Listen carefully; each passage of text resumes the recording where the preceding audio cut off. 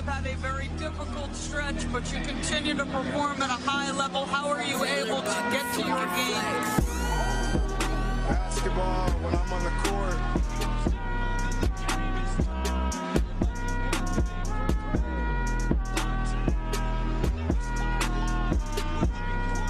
Rebecca, in the future, when you interview me, can you please take off your damn heels? He said, I'll present you, provided you let me wear your heels. We'll save that for later.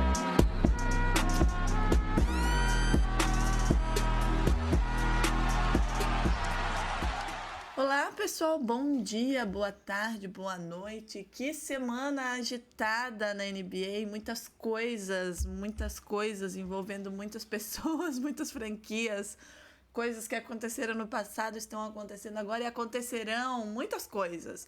Mas uma coisa segue não acontecendo. O OKC não perde, minha gente. Volta jogador, sai jogador e o OKC simplesmente não sabe mais o que é ser derrotado. A Agatha Máximo, assim, como eu a conheço, eu sei que ela não é uma pessoa soberba, mas ela teria todos os elementos para ser, né? Assim, ser muito, se tá no topo do mundo. Agatha, eu não vou nem te perguntar mais como é, porque já tá acostumada, né? Mas alguém conseguirá derrotar esse OKC? Pelo amor de Deus? Eu acho que a gente tá vivendo uma temporada regular pra história mesmo e é estranho, né? Porque a gente não... Assim, a responsabilidade de não perder fica cada dia maior, né? Porque como a gente não tá perdendo, o perder uma parece um grande fracasso, né? E pode dar a impressão de que o outro time também tem alguma condição de vencer o Oklahoma. Mas nos últimos 2 jogos a gente teve problemas claros e fomos pro clutch, né? O Jai tá jogando clutch, pontuando mais ainda, e é um absurdo o que ele tem feito no clutch. O último jogo foram 5 de 6 nas bolas de 3, que era algo que ele nem dominava a temporada passada, há 6 meses atrás. E agora ele tá fazendo com uma facilidade que beira o absurdo esse mês, que ele tá com 67% na bola de 3, isso não existe. Então, muitas coisas incríveis têm acontecido. A semana que vem eu já tenho um convidado porque a gente vai falar de Oklahoma, tá? Acho que chegou a hora, Chegou tá o momento, inevitável, né? Não tem como não falar, acho que A gente adiou um pouco, mas não tem como não mais. tem como mais. E só que assim, playoff é outra história, né? Então, no momento estou me atendo à possibilidade do 81-1 e depois a gente vê aí se alguém vence Oklahoma ou não, mas eu acho que o Hartenstein, ou pelo menos a ausência do Hartenstein, nos mostrou que talvez ele faça até mais falta do que o J-Dub em termos de sistema, né? A gente tem tido problema no garrafão, com rebote. Ele é uma peça muito importante e parece que a gente depende um pouco mais dele do que, por exemplo, do J-Dub ou outras peças intermediárias aí que estavam de fora. Então, o que eu desejo nesse momento é uma boa e rápida recuperação a Isaiah Hartenstein, para que a gente volte a ganhar no 3º quarto, né? Descansar o chá e tudo mais. Tem que dar uma olhadinha na agenda quando é o OKC e Celtics. Esse vai ser o dia da derrota, tá? Jaylen Brown vai derrotar o OKC. Anotem. Mas, enfim, não é esse o assunto. O OKC será o assunto da semana que vem, né? Agatha Máximo, você chegou a ver deve ter chegado, né? Obviamente que viu. O vídeo do nosso amigo DPC, depois dos últimos acontecimentos envolvendo seu time e seu jogador favorito? Eu assisti o vídeo, minha filha. Uma quantidade absurda de palavrões por minuto. Eu achei. Eu tenho que mostrar pra minha mãe esse vídeo, porque sempre que eu vou lá assistir jogo do Jack, quando o Jack joga fora, ela fica horrorizada com a quantidade de palavrões, né, ditos em uma quantidade muito curta de tempo. Eu vou mostrar pra ela, pra ver como tem gente que consegue me superar. E, bom, assim, não é que eu entendo ele, porque eu acho que as circunstâncias da saída do Westbrook, por exemplo, foram diferentes. Do Durant foi diferente. Em uma ocasião, o jogador saiu do nada, em outra ocasião, de fato, acabou, né? As opções, e a gente precisava fazer uma troca pelo Russ, que inclusive nos rendeu Chris Paul, né? É o começo da era Chris Paul aqui no Oklahoma, inclusive. Mas acima de tudo, uma falta de respeito com o cara que é o maior jogador da franquia, né? É uma temporada de despedida, é um Clippers horripilando, que, diga-se de passagem, deu a pique desse ano para o Oklahoma, então ficar pior significa, de fato, perder sua posição no draft. E mais do que isso, é um jogador que foi enxotado, basicamente, do clube por ter cobrado uma postura melhor da administração e dos jogadores. Então, a mensagem que passa é que o Clippers quer perder de propósito e que qualquer um que vá contra isso vai ser enxotado. E mais que isso, não importa quem seja. Ontem, como muito bem o DPC falou, o Steve Ballmer e todas as pessoas do front office deixaram bem claro que o Ty Lue é maior do que o Chris Paul na franquia. E para os fãs, isso é uma atitude um pouco irremediável. É um pouco do que aconteceu com o Nico Harrison. É dizer, a gente se importa mais com isso do que com o cara que transformou o basquete na cidade, um cara que fez a torcida se apaixonar pelo time. E aí é uma mensagem horrível, especialmente porque ele só vai poder ser trocado no dia 15, né, Drica? Então eles têm 9 dias, ainda 11 dias, em que o Chris Paul vai ter que ficar por lá. Inclusive, eles fizeram isso durante um jogo fora. Então, o Chris Paul ainda teve que viajar. Eu vi que ontem o voo deles atrasou, coisa de 12 horas. Então, eles ainda tiveram que ficar um olhando pra cara do outro com o voo atrasado. E... Climinha gostoso, né? Exato. E assim... Já tava ruim, acaba de ficar 1000 vezes pior, porque eles poderiam ter tornado essa temporada horrível em pelo menos a despedida do CP3, né? Vamos deixar o CP3 jogar, vamos aproveitar o marketing, o CP3, DPC e CP3 é fácil de confundir. Dá um nó na mente. O DPC também muito bem lembrou, vai ser o primeiro All-Star lá. O primeiro All-Star no ginásio do Clippers, então... Não teremos também o cara que vai se aposentar e que é o jogador mais importante. O Clippers não tem camisas aposentadas. Como você aposenta a camisa do CP3 agora? Não Enfim, são 1001 questões. Acho que devemos, inclusive, trazer o DPC aqui para fazer um desabafo sobre o Clippers. Vou sondar a agenda do homem. Uma agenda disputadíssima, diga-se de passagem. Ontem o Clippers acabou vencendo, né? Venceu o Hawks por 115-92. Mas vamos aqui destrinchar, então, né, o que tá acontecendo, o que aconteceu aí, porque realmente acho que pegou todo mundo de surpresa a maneira, não é a questão da, né, dispensa, troca, enfim, a maneira. Acho que algumas horas antes o Chris Paul tinha publicado um story, tipo, todo... relembrando coisas, histórias com o Clippers, e aí no meio da madrugada o cara conta que, olha, obrigada, o famoso obrigado pelo seu serviço, sucesso na carreira, beijo, tchau, né? É complicado. Mas vamos lá, então, ao que aconteceu, porque assim, como a Agatha já iniciou, dentro do Clippers, o discurso ali era de paciência, né? Que o Ty Lue, enfim, ele apostava que a gente teria aí um time competitivo nesse último ano, né? Com voltas que estavam se projetando que seriam importantes, como é o caso do Bradley Beal e do Kawhi Leonard. Mas assim, o Bradley Beal, a gente já falou, acho que é no último ou no anterior, tá fora da temporada, né? Passou por uma cirurgia, não joga. O Kawhi Leonard voltou, é aquela coisa que a gente já conhece do Kawhi, né? Ele sofre lesões, ele... organiza bem ali os seus jogos, né? Sem contar que existe um outro, né? Escândalo envolvendo o Kawhi também. E desde que o Kawhi voltou, o Clippers não havia vencido nenhum jogo no momento da dispensa ali do Chris Paul. Então, assim, mesmo que o elenco estivesse saudável dentro do que é possível, né? Vamos tirar fora aí o Bradley Beal. A equipe estava 5-16, agora tá 6-16, venceu a Atlanta Hawks ontem.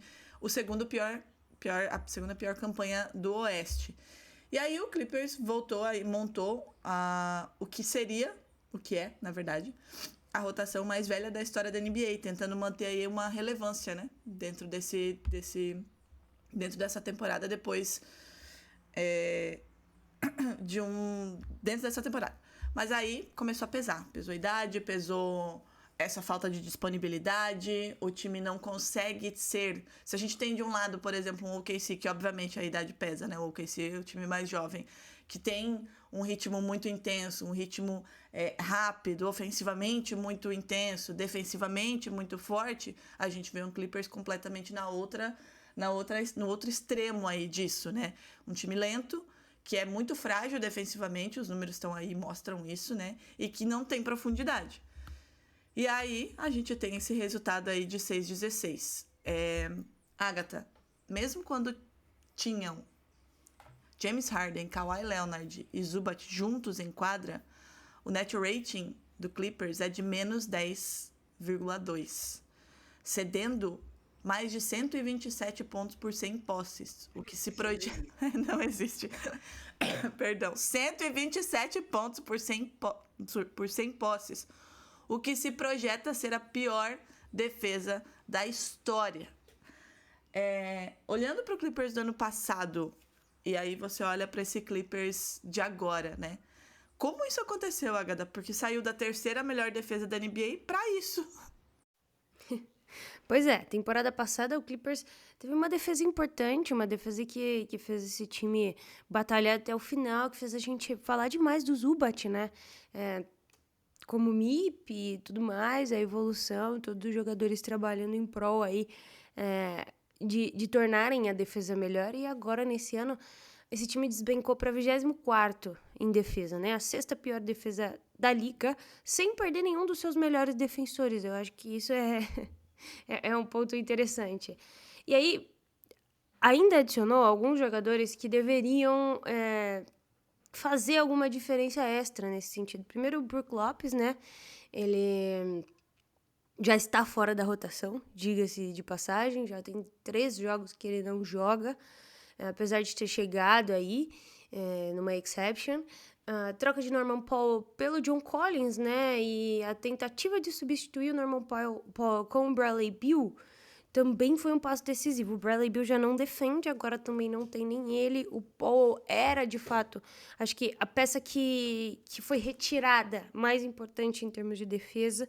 Ele tinha uma eficiência também muito boa no ataque, um alto volume. E o Beal, primeiro, não conseguiu ter impacto antes da lesão e agora mesmo não faz mais nada, né? Quando a gente olha para a segunda unidade, os reservas, o Derrick Jones Jr. era o único reserva confiável e agora ele também está fora por algumas semanas por lesão. E aí a gente precisa de um ataque que necessariamente tem tido que fazer mais de 126 pontos para vencer.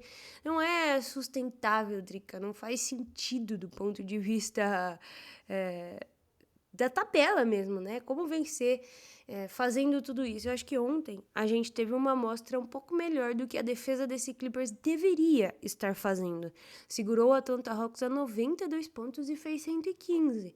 As coisas ficam muito mais saudáveis se a defesa se compromete a fazer um jogo como fez o de ontem. Eu não sei se toda essa polêmica vinda da questão do Chris Paul acendeu nesse time do Clippers a urgência de parar de passar vergonha, nesse sentido. Importante.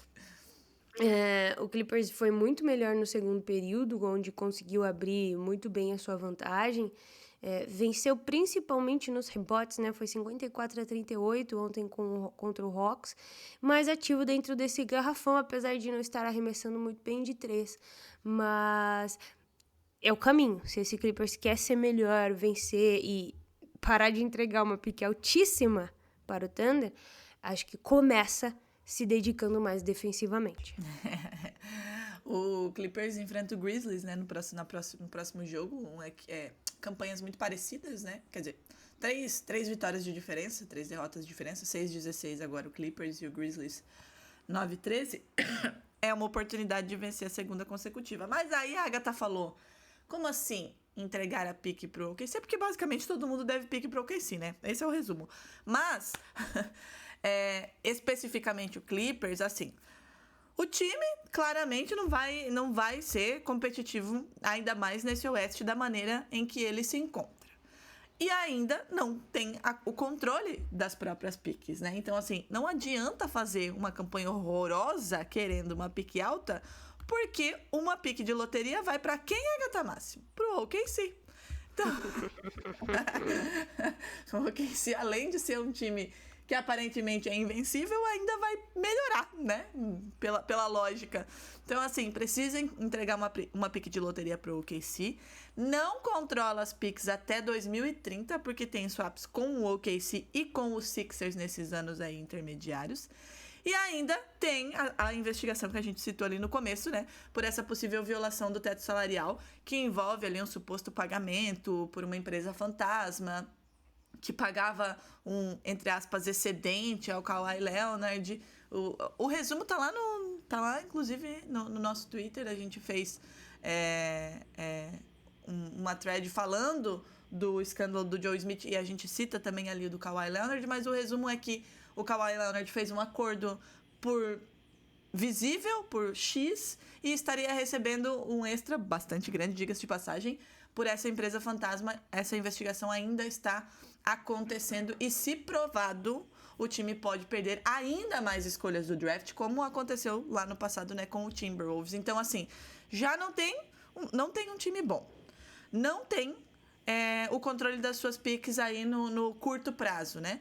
E pode perder ainda mais escolhas, a depender se isso for provado e qual vai ser o tipo de sanção, que provavelmente a NBA vai ser muito rígida, porque se já foi lá nos anos 2000, imagina como vai ser agora, né? Então, assim, Agatha, não tem uma projeção de presente, de imediato, e ainda tem um bloqueio nítido de uma reconstrução normal, né? Pelas vias tradicionais de draft, que você fez com o seu OKC, que eu fiz lá com o meu Boston Celtics, né? Então, assim, a situação do Clippers é muito ruim no que diz respeito a entregar para sua torcida resultados satisfatórios, que até vinha entregando, né, nas últimas temporadas. E ainda tem todo esse caso aí com o Chris Paul, que é um dos maiores jogadores da história da franquia, né, Agatha? Pois é, quando a gente olha... Já falamos um pouco disso, mas assim, até para dar o panorama geral para vocês, né? Quem comunicou o afastamento foi o Chris Paul, não foi nem o Clippers, nesse sentido. Ele tinha... Já falhou na comunicação, né, com a torcida. Não, absurdo, porque ele tinha, algumas horas atrás, antes do comunicado, ele tinha postado um vídeo. Tipo, aprenda a fazer lobby e se torne eterno, uma coisa assim. E aí um vídeo dele jovem lá no Clippers, na época do Lobby City. E aí, um pouquinho depois, ele vai e posta o story. Galera, descobri que fui basicamente demitido, né? Fui mandado pra casa durante essa road trip que eles teriam em algumas cidades jogando fora. Isso ele fez 3 da manhã. E aí depois... O Lawrence Frank veio confirmar que o Clippers vai, de fato, buscar uma troca por Chris Paul, que o afastamento não é culpa dele e que a decisão é parte da tentativa de corrigir alguns rumos. O Chris Paul não estava nem jogando, não dá nem para culpar o momento atual no Chris Paul, para começar, né? Lembrando que o Chris Paul é o jogador mais vitorioso da história do Clippers. Desde 2011 a 2017, os anos em que a franquia tinha futuro, era o Chris Paul. Ele volta por um contrato de 3,6 milhões para tentar ir, talvez até um último título, né? Acho que hoje a gente já entende que não existe essa possibilidade, mas a gente sempre trata o Clippers como um time que poderia chegar lá, desde que o Kawhi e o Harden chegam, especialmente como termina a última temporada para esse Clippers, ele parecia que daria para pelo menos pegar playoffs, né? E aí, essa temporada ele tá com 2,6 pontos, 3,3 assistências de média e 14 minutos de média. Todos os números mais baixos da carreira, né? E aí ele vem de uma sequência de 5 jogos sem jogar, por decisão do técnico, né? Com aquele DNP na súmula. E no último jogo dele aí, ele jogou apenas 15 minutos. Mas eu acho que é simbólico, além de tudo, né? Quando você manda o maior ídolo da franquia para casa, você avisa simbolicamente todos os seus torcedores de que é o fim de uma era e de que é o fim da tentativa de ganhar alguma coisa e, enfim, respeitar quem já foi importante para esse time. Só que, de novo, esse Clippers está nas mãos de um certo time, né, Drica? Um certo time que é campeão. E assim, né, essa relação ela é bizarra, né? Porque daí o torcedor do Clippers, ele olha e ele já vê o Shea lá. Aí já deve dar uma coceirinha, né, no torcedor do Clippers. Pensa, cacete, tava aqui. foi parar lá. E olha o que ele tá fazendo no OKC. Levou o OKC ao primeiro título e está aí dando passos largos em direção a um back-to-back. Mas não é só isso. Não foi só uma troca que na época poderia parecer boa e que se provou que não foi boa, né? O OKC é o campeão e tem o controle das picks do Clippers nos próximos anos. Então, assim, o Clippers sabe que não vai a lugar nenhum. E a gente já viu isso, mas a campanha tá aí, e não só a campanha, o desempenho e tudo que tá acontecendo, porque para além do desempenho em quadra, tem toda essa questão fora com o Chris Paul e com o Kawhi Leonard. Então, assim, não vai chegar ao título. Vou tancar para conseguir uma pick? Não adianta, vai entregar a pick de loteria pro atual campeão, que pode ser bicampeão, que está caminhando muito bem para isso. Então, assim, se o Clippers afunda, quem recebe os bônus é o OKC, que vai receber um ativo lá de loteria. Imagina pegando lá o meu menino de Boston, aí lascou, aí a gente tá ferrado. Então o Clippers não tem futuro, não tem jovens, não tem o rebuild tradicional, porque se fizer vai dar as picks na mão do OKC, que é o atual campeão. Então, assim, o que a diretoria vai fazer? Vai acabar com tudo? Já dispensou o Chris Paul? Vai começar a trocar aí os ativos mais altos? Vai implodir esse elenco atual? Mas aí não vai ter benefício no draft? Tá um grande ponto de interrogação. E é realmente o Clippers contra a parede, né, Agatha? Agora, o que pode vir? Troca de Kawhi e Harden? Buscar jogadores jovens, mas não vai poder ser via draft? Assim, existem muitos cenários, mas principalmente existem muitos dilemas para esse Clippers que tá completamente com as mãos atadas. Sim, acho que o primeiro vai trocar Kawhi e Harden? Qual é o valor do Kawhi hoje? O que o Kawhi pode entregar para uma franquia em termos de consistência? Eu acho que o Harden continua se provando. Todo ano ele tá lá, pilotando um navio que tá afundando, mas fazendo de tudo para que esse navio não afunde. Eu acho que de todos os problemas do Clippers, o Harden, de fato, é o último deles. É um jogador excelente, que tem sido muito profissional, diga-se de passagem, porque ele saiu de uma atitude bastante antiprofissional lá no Rockets, quando ele decide sair, né? Para de treinar para ir pro Nets. Inclusive, acho até que a saída prematura do Nets, do Big Three, estragou que poderia ser um time que fosse vitorioso, né? Aquele pezinho do Kevin Durant destruiu tudo, mas talvez fosse um time que devia ter tentado um pouco mais com os três. E aí, beleza, vai pro Clippers jogar ao lado do Kawhi, e ele tem contribuído bastante. Agora, o Kawhi já tem anos que não consegue jogar com consistência, não consegue jogar como jogava antes, aí tem alguns jogos legais, mas assim, não é o Kawhi que a gente viu no Spurs, tão pouco o Kawhi que a gente viu fazendo uma run única, né, ali no Raptors, não é, acho que a gente precisa aceitar isso de início. Então, não existe futuro com eles como pilares, até porque são veteranos, estamos falando aí do time mais velho da história da liga, nenhum deles tende a melhorar fisicamente, então não há uma evolução interna que seja possível do ponto de vista de manter os dois. Mas esse time precisa, de fato, buscar juventude. Acho que mesmo sem reaproveitar as próprias picks, a ideia talvez seria trocar veteranos por jogadores jovens que pudessem estar na rotação, contratos de média duração e mais em conta também, né? Porque além de tudo, o Clippers paga um luxury tax absurdo, e buscar algumas picks. Mesmo que não sejam suas, tentar reconstruir através do draft, porque os drafts estão ficando cada vez mais recheados e mais completos, né? Antigamente, você achar jogadores bons na 20, na 30 era difícil. Hoje a gente tem uma série de jogadores que viram estrelas a partir disso, e eu acho que ninguém ensinou mais do que o Sam Presti, né?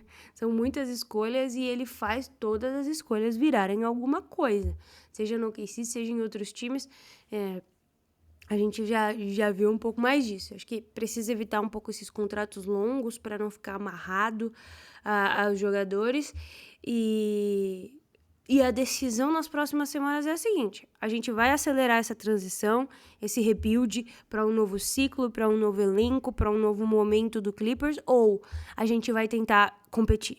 a gente vai tentar virar o jogo, a gente vai tentar vencer e ir para um play-in, por exemplo, e entrar nos playoffs. O que a gente vai fazer? Acho que esse próximo mês, fim de ano especialmente, né, a parada aí para o Natal, para o Ano Novo, é um momento de decisão do front office, principalmente, do que fazer com relação a esse Clippers. E aí agora eu acho que a grande pergunta é essa, né? Acabou? Esse Clippers acabou? Porque assim, a gente tem vários pontos que vão na direção de acreditar que sim, né, Agatha? São 6-16 agora, campanha 6-16, depois da vitória de ontem. A idade dos jogadores é bastante alta, né? Não é só o Chris Paul que estava aí, perdão, na sua temporada de aposentadoria, como ele já havia anunciado. Não é só isso, tem outros jogadores aí que são muito bons, mas que, né, já não são mais jovens. A defesa, que era a terceira melhor da NBA, virou a 24ª. Então, um colapso total aí.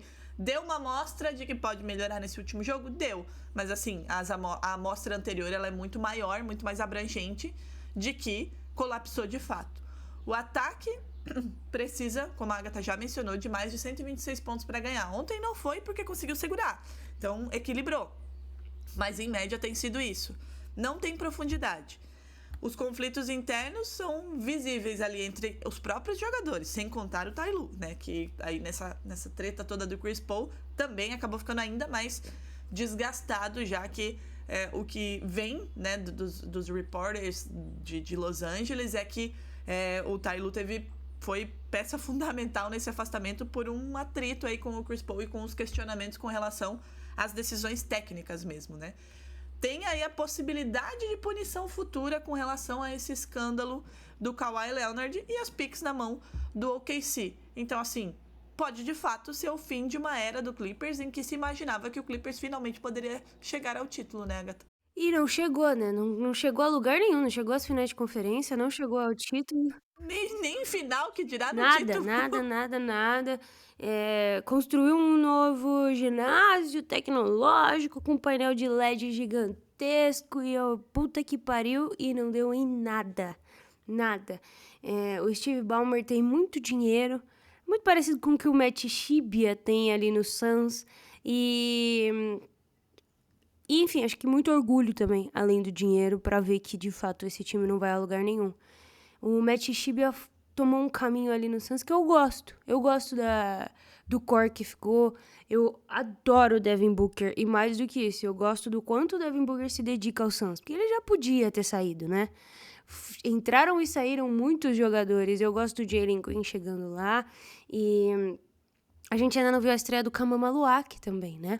O pivô que acabou de vir do draft. Então, é um Suns que abraçou um soft rebuild, mantendo sua estrela principal. E agora tá até melhor. Com a saída do Kevin Durant, tem conseguido vencer alguns jogos, deu um baita de um trabalho pro Oklahoma, tá em 7º lugar, tá à frente do Warriors, à frente do Grizzlies, à frente do Mavs, do Jazz, do Clippers, do Kings, tá brigando por posição direta com o Timberwolves para entrar direto nos playoffs sem play-in. Talvez o Clippers pudesse dar uma olhadinha ali pra Phoenix e fazer algo parecido. Aí, beleza. Temos aí uma franquia implodindo, né, Agatha, do lado oeste. Mas do lado leste, tem uma surpresinha, não é mesmo, Agatha Máximo? Pois é, menina. O Toronto Raptors tem um início surpreendente, velho. É absurdo como está jogando, primeiro, o Toronto Raptors. E segundo, como pouco se fala do time, né? Acho que a gente quis até falar do Raptors hoje, porque pouca gente comenta sobre o que tá acontecendo lá na Conferência Leste, né? E é bom falar hoje antes que comece a voltar ao Exato. normal, Assim, né? o Bulls Brincadeira. mesmo já voltou ao normal, né? A volta de... Mas o Bulls, quero dizer que o meu irmão é torcedor do Bulls, né? Graças a Deus, Deus me tirou desse caminho. E eu tenho um amigo, Vitor Forcellini, um beijo, que também é. E aí, quando começou ali, os dois me mandando mensagem toda hora, olha lá onde tá o Bulls, cadê o Celtics? Eu falei, gente, todo ano é a mesma história. Começa lá em cima e a gente não sabe muito bem como tá lá em cima, mas a gente sabe que vai cair. Dito e feito, né? Pois é, e assim, a volta... A gente fez um episódio sobre o Bulls. Se vocês voltarem lá, a nossa principal questão era: a volta de Kobe White vai deixar esse time melhor ou pior? acho que eu não preciso responder. Mas sobre o Raptors, a gente se encontra em segundo lugar, de novo, nesse leste aberto, com os times tropicando, com o Magic tropicando, com o Cavs horrível, com o 76ers que deu uma caída, com o próprio Knicks, que também tá tentando se achar dentro dessa temporada, tá muito parecido com a temporada anterior, mas... Já vamos, daqui a pouco a gente vai falar um pouquinho. Já a gente falaria do Knicks. O Raptors tem 15 vitórias e 7 derrotas, ficando apenas atrás do Pistons, que tá 17-5. Também deu uma caída, né, nesses últimos dias, mas eu acho que principalmente por conta de calendário. E aí, até pra explicar, o Raptors iniciou a temporada vencendo todos os jogos que precisava vencer. Acho que a primeira derrota imperdoável, imprevisível, veio contra o Hornets, quando o time abriu 12 pontos com menos de 6 minutos e foi perder na prorrogação. A derrota para o Hornets, inclusive, encerrou uma sequência de 9 vitórias que foram construídas sobre o Brooklyn Nets 2 vezes, o Pacers 2 vezes, o Wizards, Hornets e o Sixers, que estava sem Embiid, sem Paul George, sem Kelly Oubre, e o Cavs 2 vezes, que está com o elenco incompleto. Nada disso invalida o que o Toronto fez. Venceu times que estão desfalcados ou mal na tabela. Mas a pergunta atual que a gente faz para seguir e entender a força verdadeira desse Raptors é: até onde isso é sustentável quando os adversários forem melhores, né? E aí a gente teve a gente já teve uma amostra, né? Porque o primeiro choque, talvez, de realidade, e para entender realmente, né, onde melhorar e onde ajustar para de fato bater de frente com os times que entraram na temporada sendo os principais candidatos no leste, foi contra o Knicks. E aí a gente teve uma vitória do Knicks de 116-94, né? Com o Raptors vindo dessa prorrogação que a Agatha citou contra a Charlotte, sem RJ Barrett e sem Jacob Poeltl, um com problema no joelho, outro com controle ali na lombar. O Knicks chegou a abrir 24 pontos e foi muito rápido, tendo um aproveitamento pique SGA ali da linha do perímetro, 9 em 13. Aí o Toronto até reagiu, né? Veio o Scottie Barnes com 3 bolas seguidas, o Immanuel Quickley colocou o time ali a 3 pontos do Knicks no terceiro quarto e depois parece que pesou, né? Teve que fazer um esforço muito grande para encostar. E aí parece que deu uma pesada no time. A defesa começou a ter rotações mais lentas. No rebote, teve uma derrota aí de praticamente 61-40 nos rebotes e 25-14 nos ofensivos. E aí o Knicks abriu 16-1 de novo, fez aquela run e acabou matando o jogo no que foi a segunda derrota seguida, mas ainda ali com 14-7 para empatar no segundo lugar do leste. Então, assim, Agatha, assim, tá lá em cima, a gente tá vendo o Toronto Raptors, como você disse, jogando bem, né? Não é nem só que tá lá agora com 15-7, né? Com essa última vitória. Mas uma vitória a mais do que o Knicks, que era cotado, inclusive, para ser campeão do leste. Mas o que dá para ser, de fato, otimista e pessimista com esse time, ou realista, vamos lá, com esse time de Toronto que surpreendeu, porque eu acho que antes da temporada começar, ninguém imaginava que hoje, dia 4 de dezembro, a gente teria um Toronto Raptors na segunda colocação desse leste, por mais que ele esteja aberto.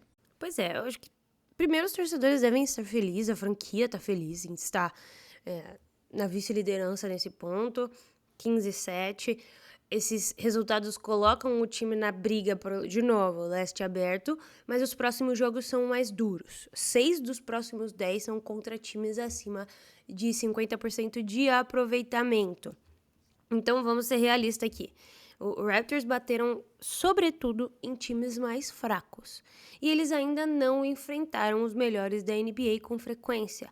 Jogaram apenas, agora com esse último jogo, 3 vezes contra times com os 2 vezes contra times com 6 melhores recordes. E perderam os 2 com certa facilidade, tá? O grande teste ainda tá por vir, Drica. Até porque a gente tá em dezembro, né? Tem muita coisa pra acontecer na NBA ainda, mas assim, eu acho que eu te pergunto, Agatha, antes de a gente seguir aqui, na época em que o OKC, agora eu sei que é uma realidade distante já pra você, mas na época em que o OKC não era cotado a nada, como é o caso do Raptors, se você visse e você via às vezes o seu time lá em cima, você ficava feliz, então a torcida tá feliz, né? Segundo lugar, não tem por que ficar triste, né? Exatamente. Então, assim, a torcida já está feliz. Claro que precisa trabalhar também com a realidade, né? Coisas vão acontecer nesse leste. E já eu vou falar sobre uma coisa especificamente que pode e deve Assim, acontecer nesse leste. Fala, Agatha. E é importante vencer os jogos que precisa vencer. Não dá pra também entrar contra um OKC e achar que você vai ser favorito, que existe a grande possibilidade de vencer. Contra um Lakers que tá muito bem, o próprio Pistons. Mas se você conseguir fazer a lição de casa contra todos os outros times que estão pior que você, especialmente no leste, a gente tá falando de se classificar direto pros playoffs.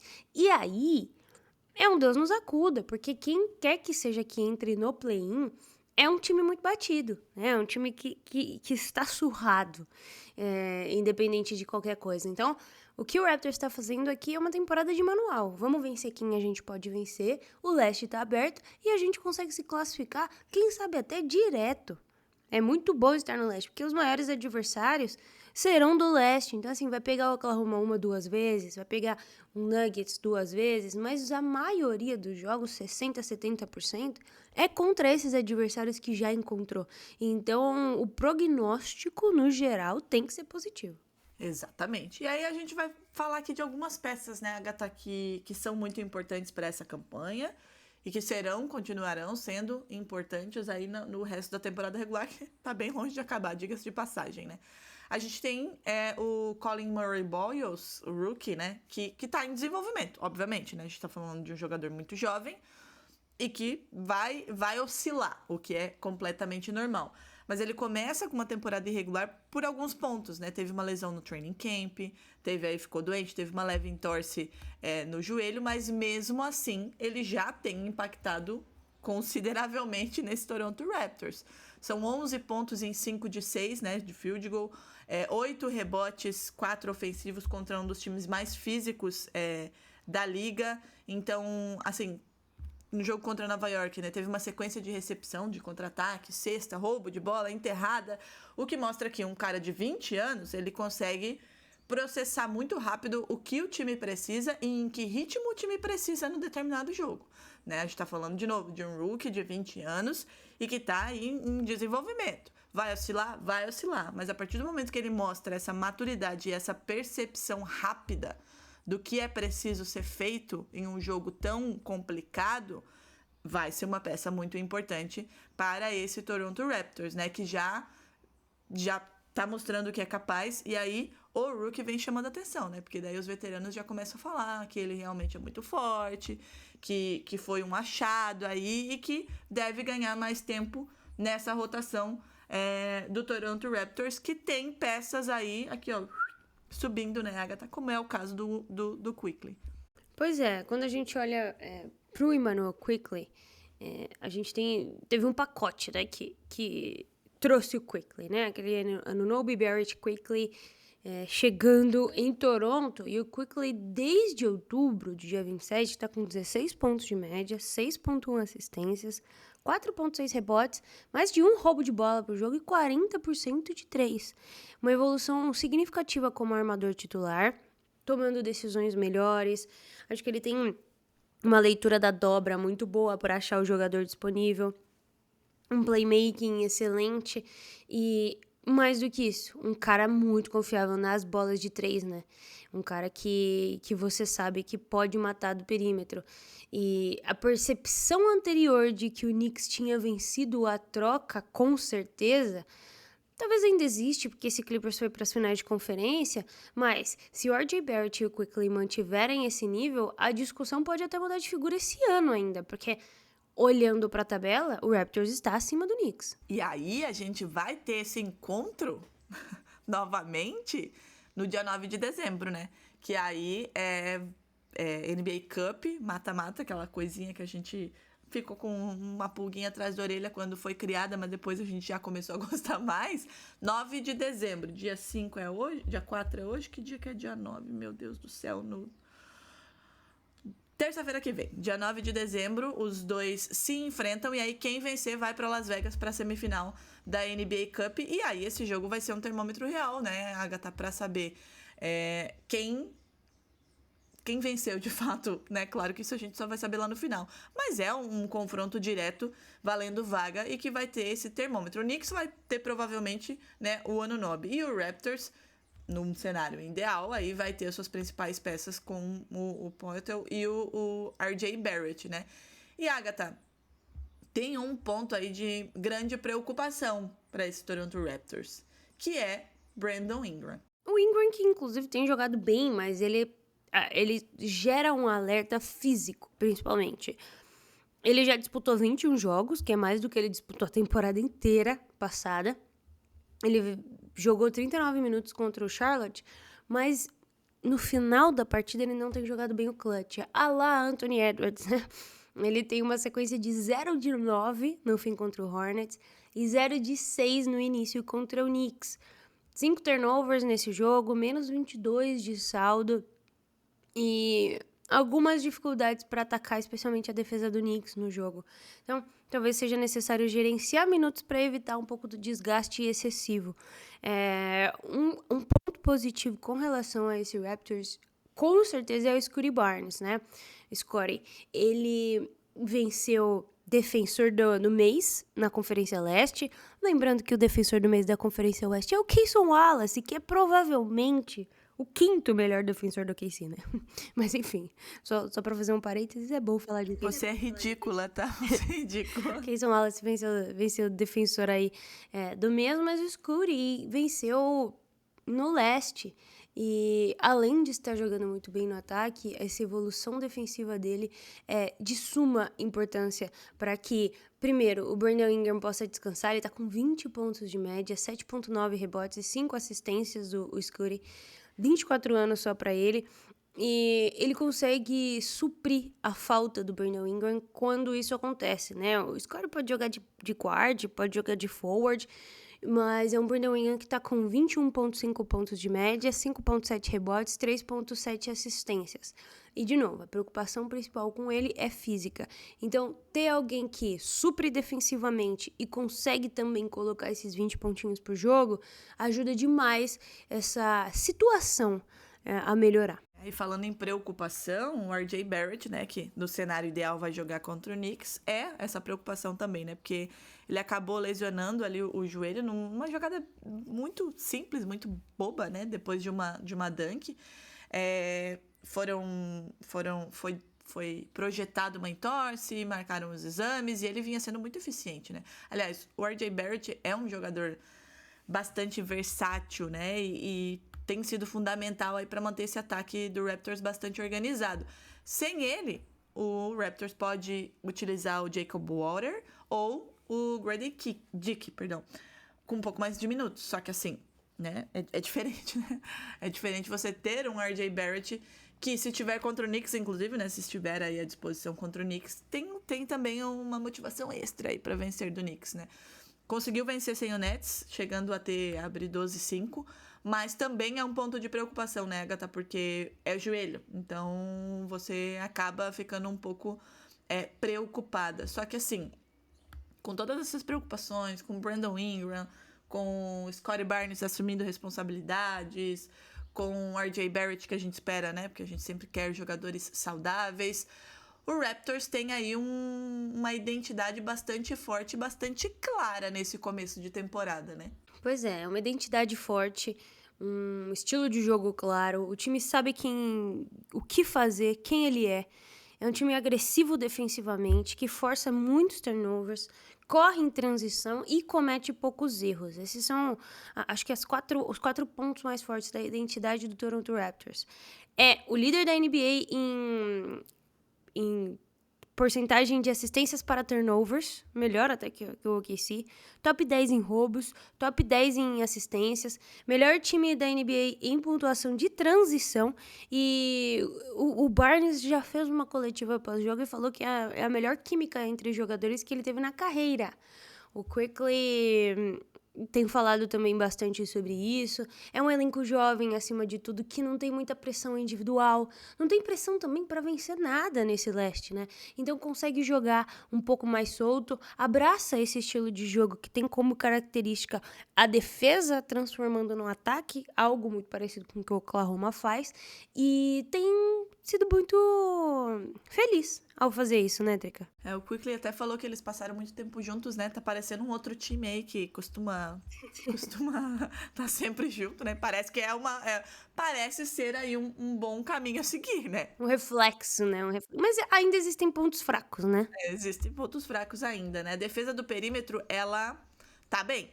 Mas a grande pergunta é sorte ou é de fato uma coisa que já está estabelecida nesse time?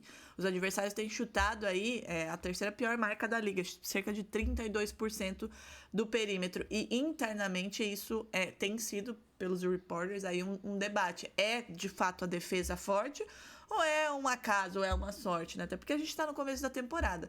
Se esse número normalizar, pode ter problemas aí, né? Para os adversários, no caso.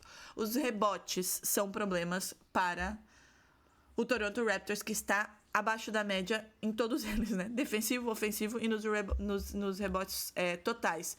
E aí, essa dependência do Scottie Barnes e do Poeltl é bastante alta, né? O time pega menos de 47% dos rebotes disponíveis sem o Poeltl e apenas 46% sem o Scottie Barnes, né? Contra times grandes, contra times que têm aí um garrafão mais alto, né? Que tem jogadores que dominam mais esse garrafão e que, ou não necessariamente o garrafão, né? Mas jogadores um pouco mais versáteis, né? Alas mais altos e mais versáteis também, pode custar bastante caro aí pro Toronto Raptors essa falta de estabilidade, né, Agatha?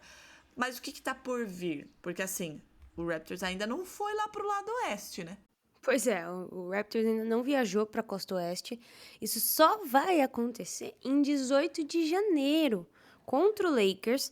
E também já é o início, um teste forte, porque esse Lakers está muito bem ofensivamente. E aí, a partir daí, o calendário vai enrijecer. Os adversários de elite vão aparecer com mais frequência. Até agora, o Toronto tá fazendo o que precisa. Tá 5-1 contra times abaixo de 40% de vitória. E é aquilo que eu mencionei no começo. Se continuar batendo nos fracos e dividindo contra os fortes, é o que faça bons jogos nessa média aí de 5-1, a gente sempre vence os fracos e aí a gente rouba um joguinho ali, um joguinho aqui dos mais fortes. É um time que pode terminar até com 50% de vitórias, né? Um meio a meio, chegar aí a 45 vitórias, 43, para se classificar bem para os playoffs, que eu acho que essa vai ser quase que uma nota de corte aí do leste, né? 40 vitórias, 45, acho que já vai estar sendo classificado, pelo menos a play-in, playoffs ali na sexta posição, quinta posição. Então é um time que ainda não foi testado contra os mais fortes, a gente precisa ver, mas a gente também não poderia deixar de falar do Toronto Raptors, porque fazer a lição de casa na NBA para esses times é muito importante. É algo que o Clippers, por exemplo, não está fazendo e que o Raptors conseguiu masterizar. Muito futuro nesse Raptors, né, Drica? Tem muito jogador ainda para melhorar. Você mencionou o Colin Murray-Bors, que ainda não despontou, uma pique alta. Você tem o Grady Dick, que também ainda não jogou demais, tá só com 7 pontos de média, 2 rebotes.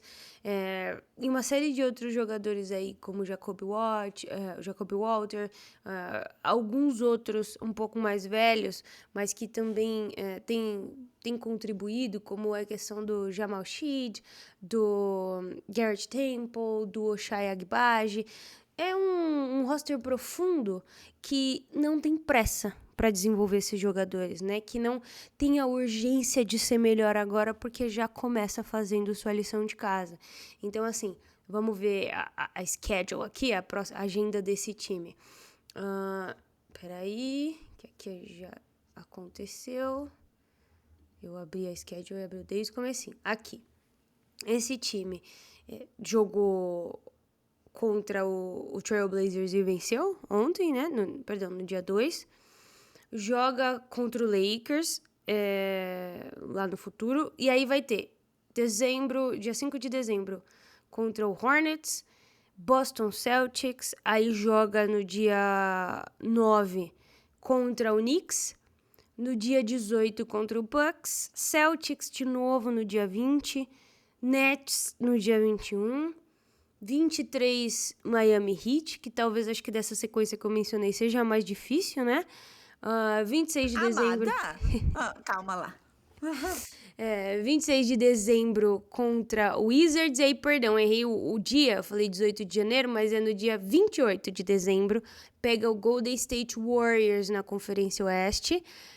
Magic, isso antes de virar o ano, né? E 31 de dezembro, pra gente fechar a agenda desse ano, pega o Denver Nuggets. Então, assim, de todos esses jogos, a gente tem apenas aí 2 contra a Conferência Oeste.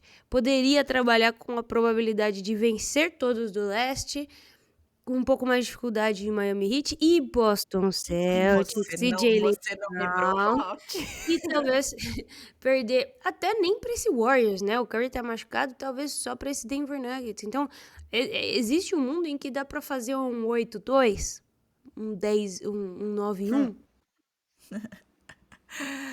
Já que você deu a deixa, eu não vou terminar esse episódio sem citar o meu time, e não é nem especificamente o meu time, até porque assim, né, a gente já falou antes da temporada começar que com a ausência do Tatum aí, o Celtics ia meio que passear nessa temporada, né?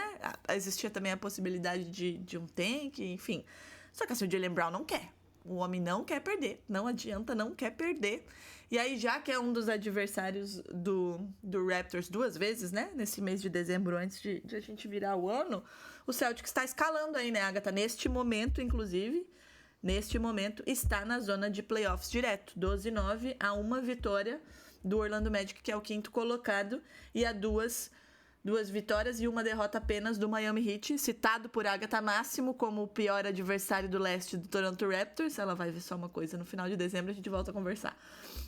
Pro Toronto Raptors, então, vem de 2 vitórias consecutivas, venceu o Knicks, né, na última rodada aí do Celtics no dia 2, com 42 pontos do Jaylen Brown. E aí é dele que eu quero falar rapidamente, tá? Que eu não posso deixar de citar, porque nos últimos 5 jogos, Agatha, 42 pontos contra o Knicks, com quase 67% de field goal, 19 pontos contra o Cleveland, aí ele não foi tão bem, 41 pontos contra o Timberwolves, 41 com 53% de field goal, 33 pontos contra o Detroit Pistons, que na ocasião foi a derrota depois de 13, se não me falha a memória, né? 13 vitórias aí do Detroit, aí encontrou o Celtics e encontrou a derrota com 33 pontos do Jaylen Brown.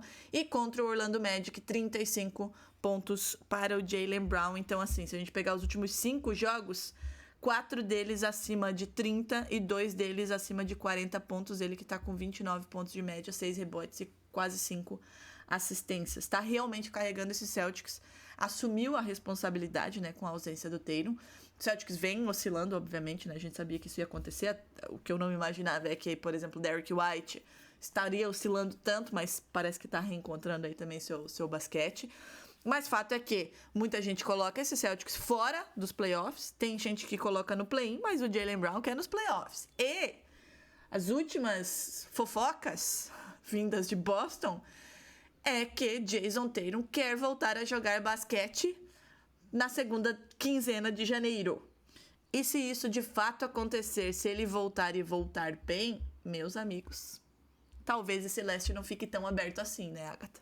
Bom, é bem antes do que a gente imaginava, né, Drica?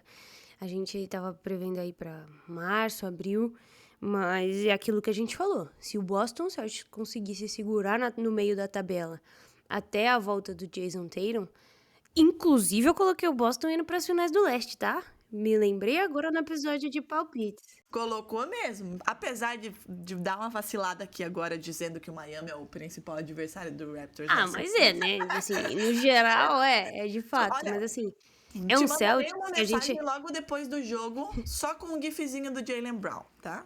A gente tá falando do Raptors tem 15 vitórias e 7 derrotas, mas é um Boston que tem 12 vitórias e 9 derrotas. São apenas 2 derrotas a mais, à frente do Cavs, à frente do Hawks, à frente do 76ers, do Bucks, do próprio Bucks que começou bem. À frente dos Sixers é uma obrigação moral, me desculpa. Então, assim, se Jason Tatum voltar, eu acho que é um time que se modificou, pensando em não competir esse ano, né? Trocou algumas peças importantes, diminuiu o salário, mas chega forte. Pô, como não? É impossível dizer que o time que adicione Jason Tatum não vai brigar pelas cabeças. E nesse presente momento só tá 4 derrotas atrás do líder da conferência. Então, não só existe um mundo pro Boston Celtics, como é esse mundo. É tudo que o Boston Celtics queria antes da temporada começar, se manter no meio da tabela, adiantar a volta de Jason Tatum e poder brigar de verdade, né? Eu digo mais, tá? Essas 4 derrotas aí que a gente tá atrás do líder do leste, como eu disse, o Celtics tem oscilado. Só que mais de 4 derrotas, diga-se de passagem, são vacilos, assim, que o Celtics abre, como sempre, né? Assim, com Jason Tatum ou sem Jason Tatum, tem coisas que não mudam no Celtics. Abre vantagem e a vantagem vai escorrendo. Muito por quê? Por conta do elenco, que deixou de ser tão profundo como era nas últimas temporadas, muito por conta da lesão do Tatum. Uma coisa foi puxando a outra, né, Agatha? Você tem uma lesão seríssima de Jason Tatum, aí você olha pro teu elenco e fala, pá, beleza, temos Jaylen Brown ainda, temos Derrick White, mas assim, não vai dar pra competir, né?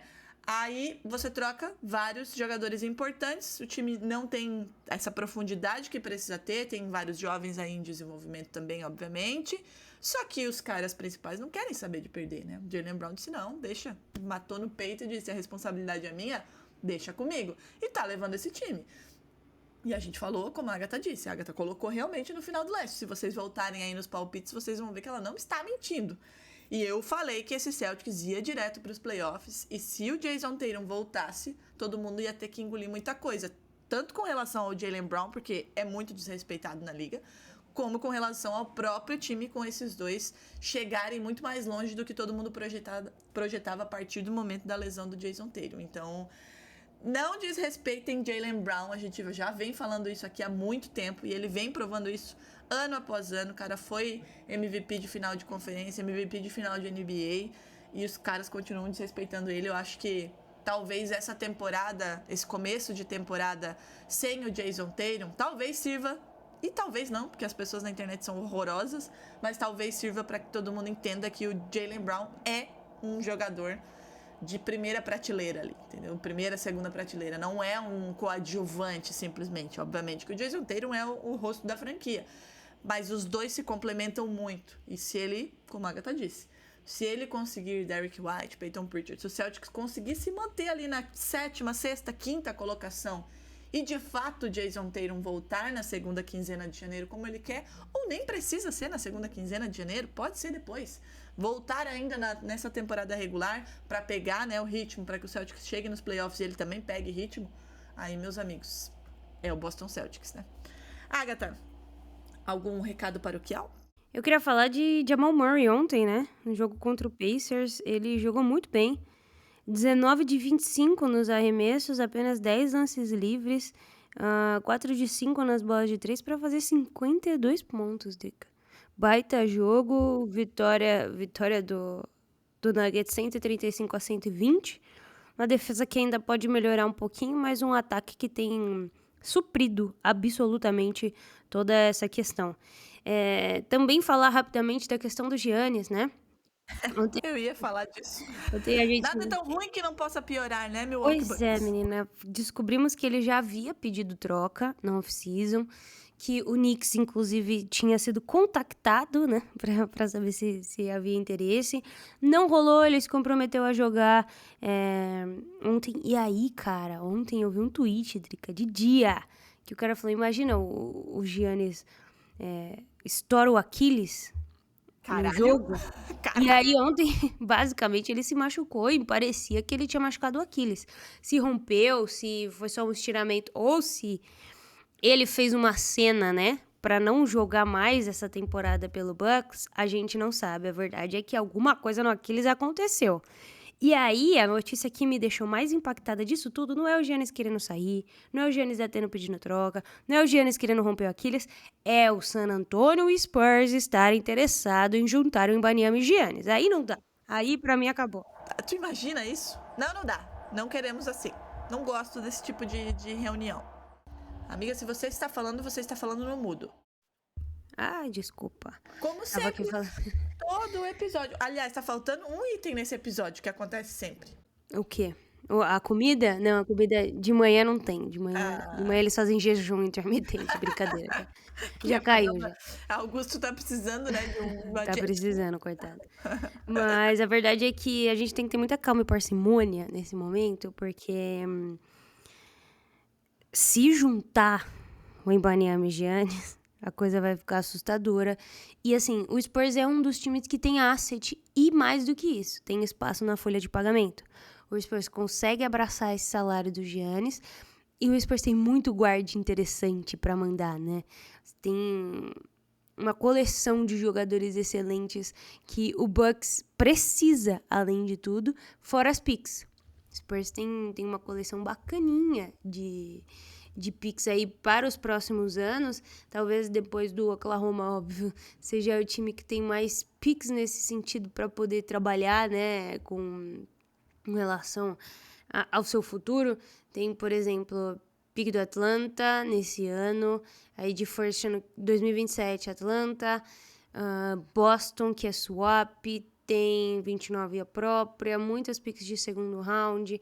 2030 tem Dallas ou Minnesota, Sacramento Kings, a sua própria de 32.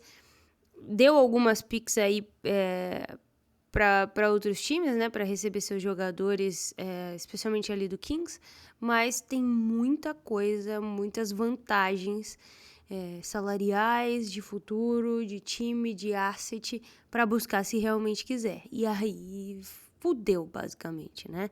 O leste fica mais despovoado ainda de estrelas. Mano, vamos mandando pro oeste. Vamos mandando, deixa Mais eu falar. aberto, e o oeste, alguém precisa fazer alguma coisa. Precisa ter um limite aí de estrelas. Assim não dá.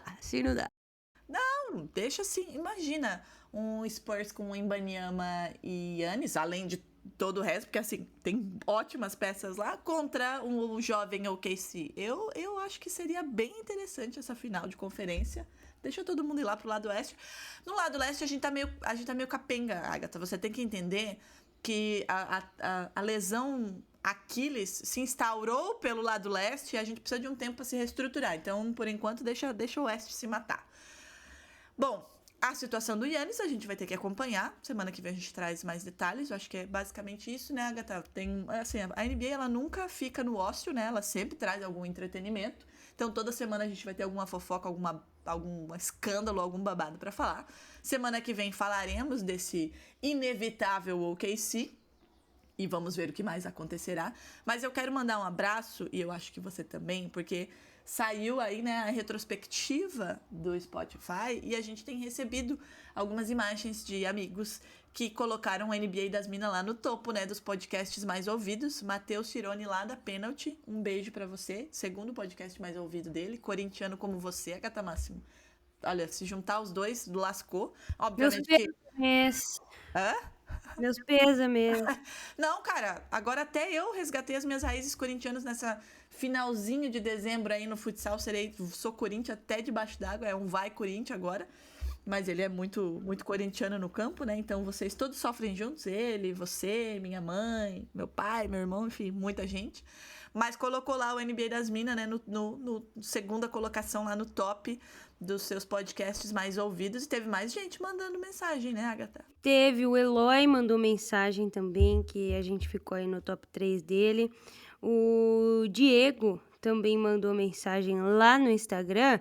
Mas mais do que isso, né, Drica? Eu tô tentando abrir aqui o nosso perfil, porque eu postei. A gente ficou no top 5 de 500 pessoas quase. Acho que é 458 pessoas no top 5. E digo mais, no top 1 de 128 pessoas. Um abraço pra todos vocês. Continuem mandando comentários aqui pra gente ler. A gente gosta muito. E outro número assustador. Esse foi o número que mais me assustou, Drica. A gente teve um crescimento do ano passado para esse de público de 433%. É muita coisa. As pessoas...